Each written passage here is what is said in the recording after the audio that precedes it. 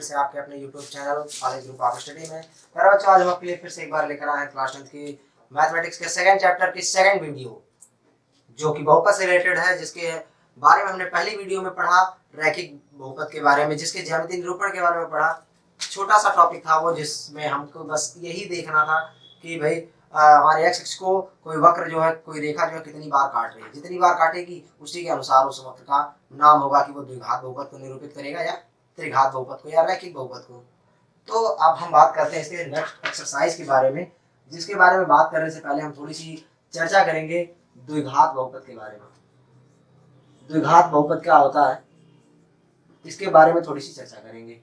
तो देखो बच्चों, द्विघात बहुपद जो आपका होता है, नाम से ही द्विघात मतलब जिसकी घात कितनी है, जिसकी घात जो है, घात कितनी हो, 2 हो, तो इसलिए इसका व्यापक रूप जो एक मानक रूप होता है वो लिखा जाता है, इसका व्यापक रूप जो है वो लिखा जाता है ax² + bx + c, जिसमें a b c is not equal to 0 और 0 होते हैं, या फिर ये अचर होते हैं। हम कह सकते हैं क्या होते हैं, ये अचर होते हैं। और चर क्या होता है इसमें, चर होता है x।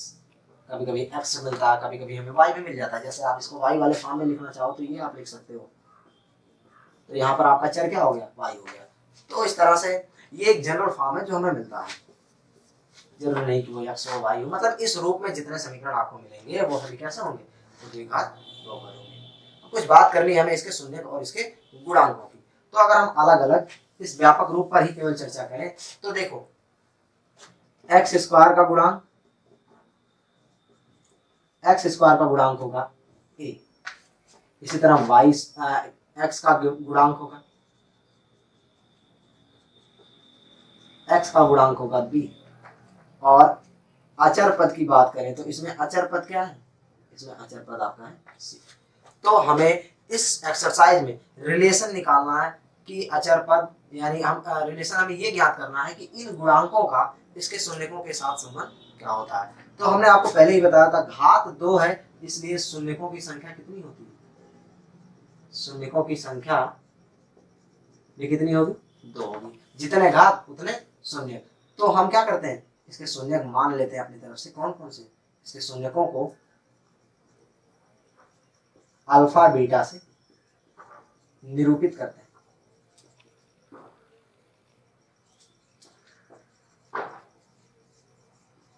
अल्फा बीटा से निरूपित करते हैं, जो द्विघात बहुपद होते हैं उसके शून्यकों के से अल्फा और बीटा से हम क्या करते हैं, निरूपित करते हैं। तो अल्फा बीटा का इन गुणांकों से क्या संबंध होता है, तो वो आपको याद रखना है, जिसे आप ज्ञात भी कर सकते हो, लेकिन वो आपको क्या याद रखना ये है कि शून्यकों का योगफल, शून्यकों का योगफल अल्फा प्लस बीटा ये बराबर होता है -b/a के, यानी हम कह सकते हैं -x² x का गुणांक बटे किसके, x² का गुणांक। तो ये चीजें आपको याद रखनी है जो फार्मूला के तौर पर आप देख लो, -b क्या है, x का गुणांक है, और a क्या है, x² का गुणांक है। तो दूसरा जो आपको मैटर याद रखना है वो है शून्यकों का गुणनफल, जो आपके लिए मैटर करता है वो है अल्फा इंटू बीटा, और ये बराबर आप लिखोगे c/a, c/a, जहां c आपका क्या होता है, अचर पद, और a क्या है, x² का गुणांक है। c/a शून्यकों का गुणनफल आपका होगा अल्फा इंटू बीटा बराबर होगा c/a, जिसको हम कहेंगे अचर पद बटे x² का गुणांक।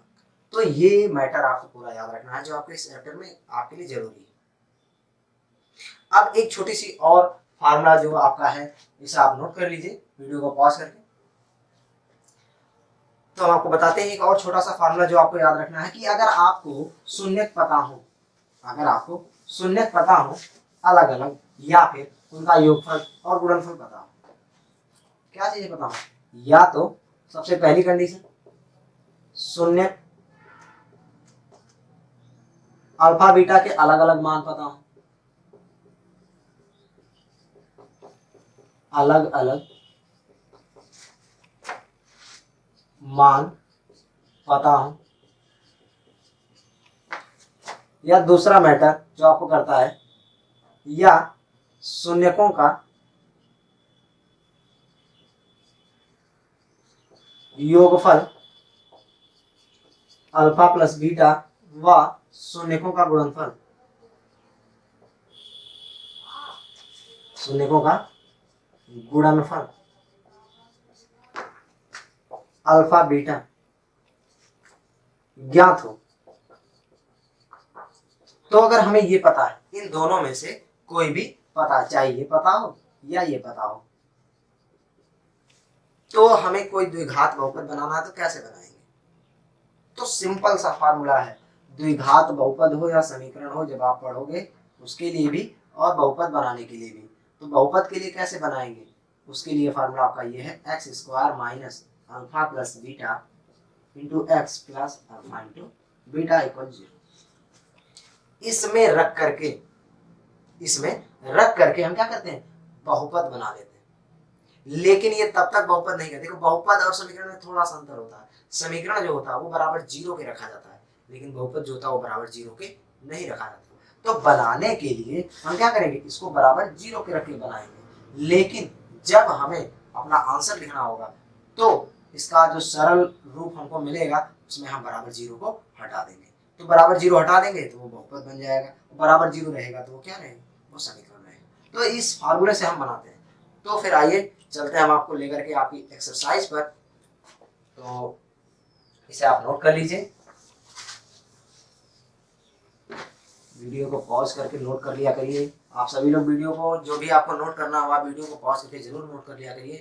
तो देखते हैं हम आपके एक्सरसाइज जो आपकी है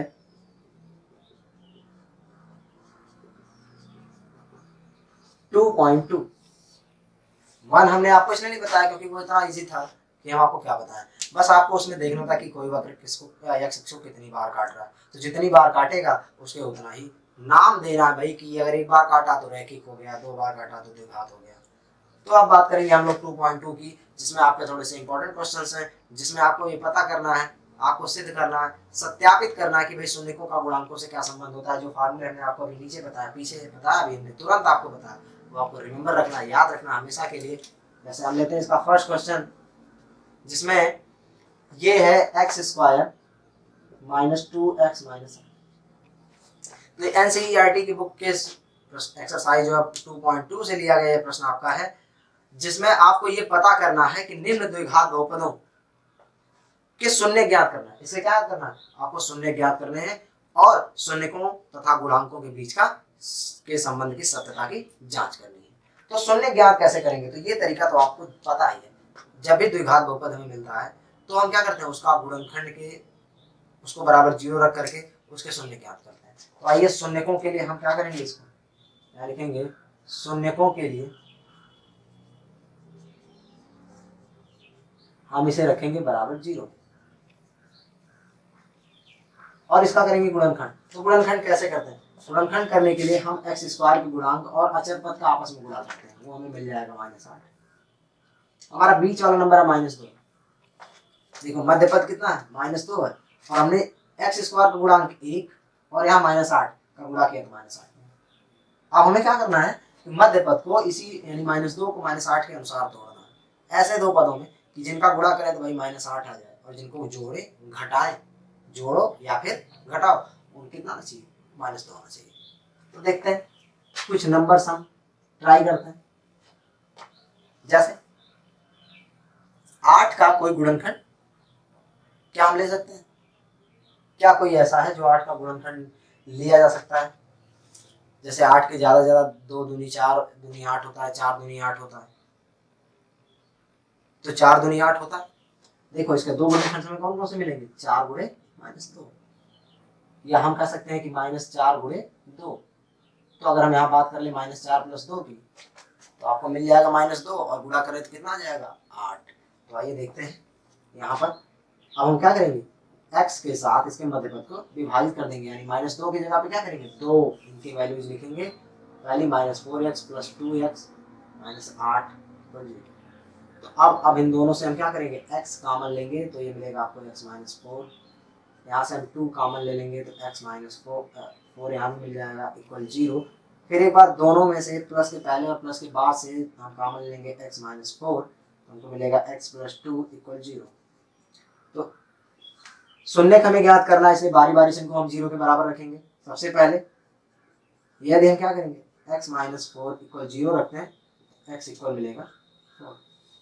यदि हम x प्लस 2 पुनः यदि हम क्या करेंगे x प्लस 2 इक्वल 0 रखेंगे तो x इक्वल हमें मिलेगा माइनस 2। तो दो शून्य हो गए, ये कौन सा, ये पहला शून्य हो गया, और ये कौन सा शून्य हो गया, ये दूसरा शून्य हो गया।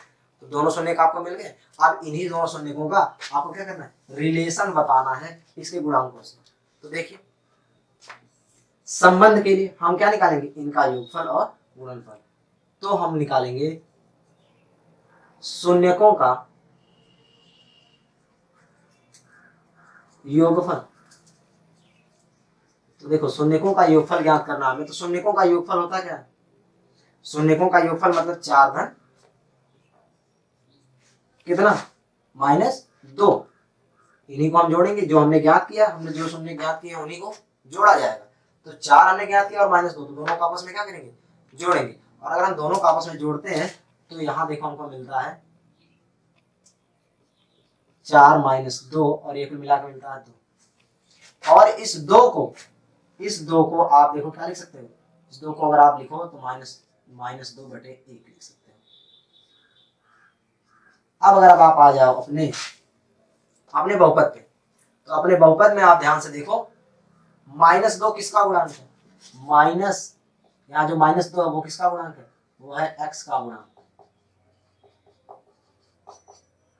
बटे -2 है x का गुणांक, और x स्क्वायर गुणांक कितना है, 1 है। तो 1 की जगह क्या लिख दिया जाएगा, x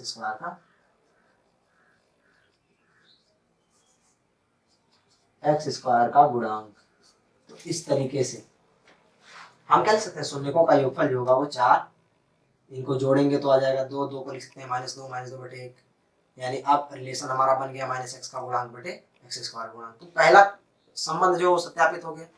दूसरा संबंध क्या होता है हमारा, ये पहला संबंध होता है, दूसरा संबंध क्या होता है, शून्यकों का गुणनफल। और यदि हम शून्यकों का गुणनफल निकालें तो लिखेंगे 4 गुणे -2 और ये आ जाएगा -8। और -8 को देखो अगर हम इसके बटे 1 लिख दें तो -8 क्या है, -8 क्या है, यहाँ पर देखा जाए तो अचर पद है, और एक क्या है, x स्क्वायर का गुणांक है। -8 है अचर पद और एक क्या है, x स्क्वायर का गुणांक। तो इस तरीके से हमारे जितने प्रश्न हैं उन सभी प्रश्नों में हम इतनी कार्यविधि के थ्रू, इतने कार्य को कर करके या इस मेथड के थ्रू हम क्या करेंगे, उनके शून्य निकालेंगे और उनके संबंधों की सत्यता की जांच करेंगे। कुछ ऐसे प्रश्न हैं जो जिनमें केवल 2 ही टर्म आपको दिए हैं, तो जो दिया गया है आप क्या करोगे, आप उन्हीं से ही लिखोगे और उन्हीं से ही शून्य को ज्ञात करोगे। जैसे अगर हम बात कर लें आपके पहले प्रश्न में जो इसका चौथा पार्ट वो आपको दे रखा गया है, वो है आपको दिया हुआ 4u² + 8u। तो इसमें देखो u² का गुणांक 4 और u का गुणांक 8। इसमें अचर पद नहीं है, इसमें अचर पद नहीं है। अगर इसका हमें शून्य ज्ञात करना होगा तो क्या करेंगे, इसके शून्य के लिए भी हम इसी को उसी तरह करेंगे, u² यानी 4u² + 8u = 0 रखेंगे। इनसे हम 4u कॉमन लेंगे तो u + 2 आ जाएगा। तो यहां से हम u की एक वैल्यू 0 और दूसरी u की वैल्यू -2 ये फाइंड कर सकते हैं।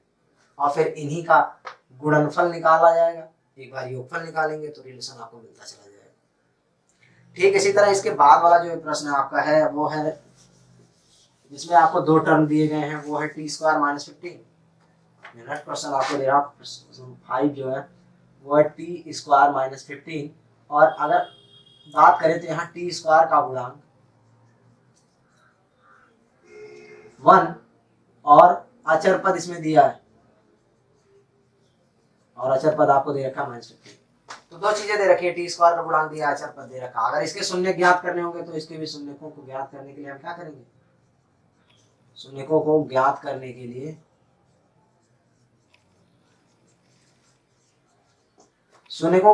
लिए हम क्या करेंगे, इसे भी बराबर 0 के रखेंगे। तो इसका गुणनखंड हो सकता है कि इसका गुणनखंड कैसे करेंगे, किस फार्मूले से करेंगे, तो फार्मूला तो आपको याद होना चाहिए, क्योंकि ये 8th क्लास का फार्मूला है कि a square minus b square equal होता है किसके, a माइनस बी या a प्लस बी के। ये भी कर सकते हो आप। और अगर आपको ये ना समझ में आए, ये इसमें प्रॉब्लम हो, तो आप क्या करोगे, आप इसे लिखोगे टी स्क्वायर इक्वल 15 और टी इक्वल रूट 15, वर्गमूल हमेशा प्लस माइनस दोनों में आता है। तो यहाँ आपको पहला शून्य प्लस 15 प्लस रूट 15 मिलेगा और दूसरा शून्य मिलेगा माइनस रूट 15। तो इस तरह से इसके दो शून्य का आपको प्लस 15 और माइनस 15 मिल जाएंगे। तो इनका भी रिलेशन हम उसी तरीके से दोनों को एक बार जोड़ेंगे, दोनों का एक बार गुणा करेंगे। और बताओ जितने भी इस तरह के क्वेश्चन है मैं उनको लिख देता हूँ, आप उन्हें अपना होमवर्क समझ करके जरूर पूरा करिएगा। और यदि आपको किसी प्रश्न में कोई समस्या हो तो आप कमेंट बॉक्स में कमेंट करके हमको जरूर बताइए, जिससे हम आपको इन प्रश्नों से जुड़ी कोई समस्या जो भी आपको हो रही है उन सभी का हम सोल्यूशन आपको दे सकें।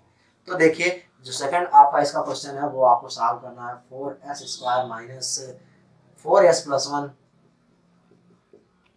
ये आपको सॉल्व करना है। इसका थर्ड क्वेश्चन जो आपका है फर्स्ट क्वेश्चन की ही तरह 6x square minus 3 minus 7x, इसको हम थोड़ा सा मॉडिफाई कर दें माइनस 7x माइनस 3। थर्ड और फोर्थ आपको हमने बताया 5s6, जो आपको सॉल्व करना है वो है 3x square minus x minus 4, 3x square minus x minus 4। तो इन ये जो तीनों क्वेश्चन है आपके, ये एकदम एग्जैक्टली आपके क्वेश्चन नंबर 1 की तरह से सेम मेथड सेम तरीका आपको यूज करना है और लगाना है कम से कम समय में, और इसे सीखना है। यदि आपको इन तीनों में से किसी भी प्रश्न में कोई समस्या होती है, अगर आप लगाते हो तो आप उस समस्या को कमेंट करके मैसेज करके पूछ सकते हो। चलिए बढ़ते हैं हम आपके अगले प्रश्न की ओर, जिसमें आपको गुणांक दिया है और आपको क्या बनाना है, आपको बहुपद बनाना है।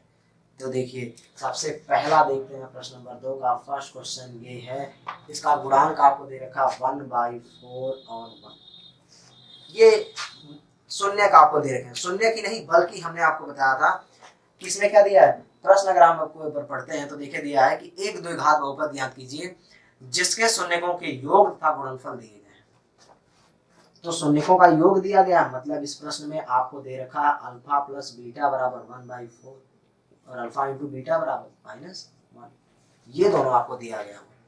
तो अगर ये दोनों आपको दिया है तो आप क्या करोगे, सीधे बहुपद निकालोगे। तो लिखोगे द्विघात बहुपद के लिए, द्विघात बहुपद के लिए आप लिखोगे x square minus alpha plus beta x plus alpha into beta equal 0। तो यहाँ सीधे सीधे आपको वैल्यू ही पुट करनी है। अल्फा प्लस बीटा बराबर आप रखोगे 1/4 into x plus alpha into beta बराबर आप रखोगे -1 इक्वल 0। अब अपान 4 है, आप इसको क्या करोगे, बटे में जो संख्या है उसी से आप पूरे बहुपद में गुणा करोगे, यानी आप क्या करोगे 4 से गुणा करोगे। तो इन सभी में आप क्या करोगे, इधर भी आप 4 से गुणा कर दोगे और इधर भी 4 से गुणा कर दोगे। तो अगर आप 4 से गुणा करते हो तो देखो आपको क्या मिलता है, यहाँ गुणा करोगे तो ये हो जाएगा 4x स्क्वायर, यहाँ करोगे तो केवल x बचेगा, 4 से 4 कट जाएगा। इस तरह से 1/4 गुणे 4, 4 से 4 कटा, 1 बचा, 1 का गुणा x में किया तो वही है।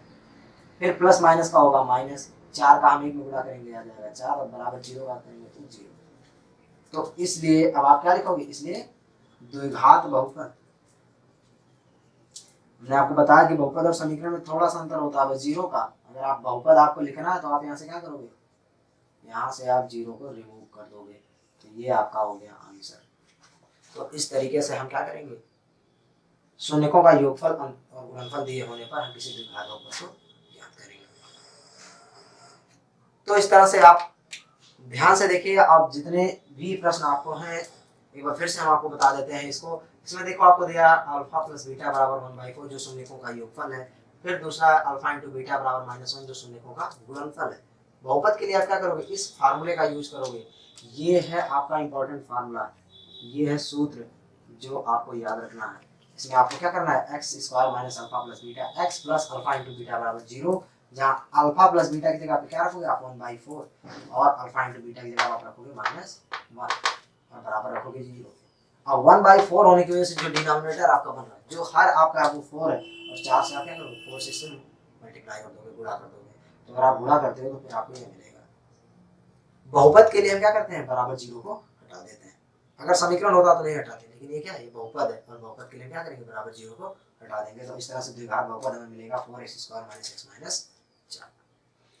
ठीक, जितने भी आपके प्रश्न है सब इसी तरीके से हैं, हम उनको यहाँ पर लिख देते हैं और आप उन्हें नोट कर लीजिए और उन्हें मेहनत से आप घर पर लगाइए, रह करके सुरक्षित रह करके। ध्यान इनको आप नोट कर लीजिए। रूट हम इनको अलग अलग लिख देते हैं, जैसे अल्फा प्लस बीटा बराबर आपको दे रखा √2, अल्फा इंटू बीटा बराबर दे रखा 1/3। थर्ड क्वेश्चन आपको दिया, थर्ड क्वेश्चन है 0√5, यानी अल्फा प्लस बीटा ये है 0 और अल्फा इंटू बीटा वो कितना √5।